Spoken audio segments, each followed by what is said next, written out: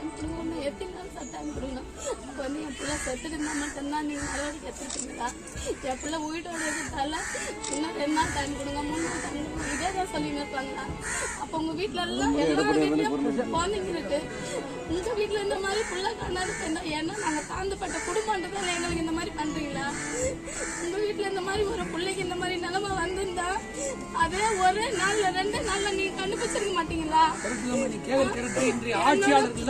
என்னோட புள்ளிய அவ்வளவு வேதனையில பார்த்தேன். என்னால ஏன்னா நம்ம உயிரோடு இருக்கிறோம் 2 பேருமே நாங்க.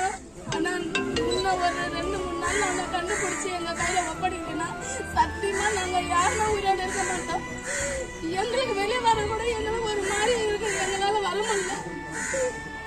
என்னோட புள்ளைய பார்த்து அந்த வேதனை என் புள்ள அம்மா என்னால வலிக்குது, என்னால அங்க முன்னாடி என் புள்ள ஒவ்வொரு நாளும் என்கிட்ட சொல்லி அழுவுறா. என் புள்ள வேதனை பார்த்துட்டு என்னால இருக்க முடியல.